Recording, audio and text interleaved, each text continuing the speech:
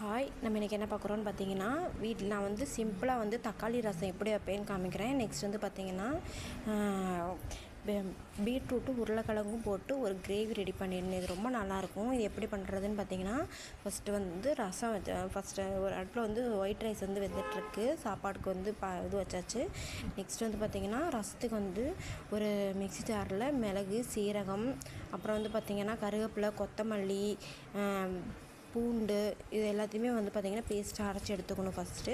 Second அதை அரைச்சதுக்கப்புறம் ஒரு 3 பழுத்த தக்காளியும் போட்டு நல்லா வலுவலுன்னு அரைச்சி எடுத்துக்கணும்.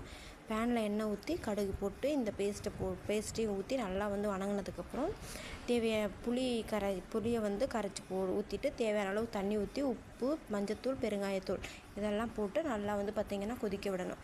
அவ்வளோதாங்க ரசம். சிம்பிளாக நான் இந்த ஸ்டைலில் தான் வைப்பேன். ரொம்ப நல்லாயிருக்கும். இதுக்கு வந்து சைடிஷாக வந்து நான் பீட்ரூட்டும் உருளைக்கிழங்கு போட்டு கிரேவி பண்ணேன். ரொம்ப நல்லா இருந்துச்சு. இது வந்து எப்படின்னு பார்த்திங்கன்னா, பீட்ரூட்டு உருளைக்கிழங்கு வந்து ஒரு மீடியம் சைஸில் எடுத்துக்கிட்டேன்.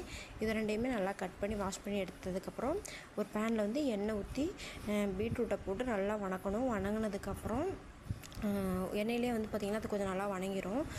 அதுக்கப்புறம் பார்த்திங்கன்னா உருளைக்கிழங்கு போட்டு நல்லா வணக்கணும். வணங்கினதுக்கப்புறம் அதுக்கு வந்து நம்ம தேவையான மசாலாஸ் வந்து பார்த்திங்கன்னா மஞ்சத்தூள், மிளகாத்தூள், அப்புறம் வந்து பார்த்திங்கன்னா பட்டை கிராம்பு பொடி இதுதான். இதை போட்டு நல்லா வந்து பார்த்திங்கன்னா எண்ணெயிலே வணக்கி விட்டதுக்கப்புறம் தேவையான அளவு தண்ணி ஊற்றி நல்லா வந்து பார்த்திங்கன்னா கொதிக்க விட்டு நல்லா வேக வைக்கணும். வெந்ததுக்கப்புறம் இதுக்கு வந்து ஒரு பேஸ்ட் ரெடி பண்ணியிருந்தோம்.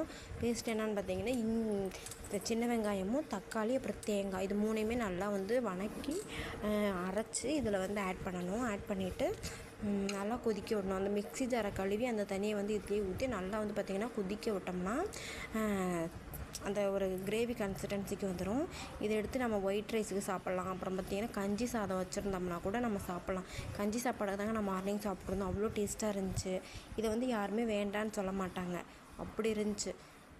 இந்த வீடியோ பிடிச்சிருந்துச்சுன்னா லைக் பண்ணுங்கள், ஷேர் பண்ணுங்கள், சப்ஸ்கிரைப் பண்ணுங்கள். மறக்காமல் பெல் ஐக்கானை கிளிக் பண்ணுங்கள். பாய்.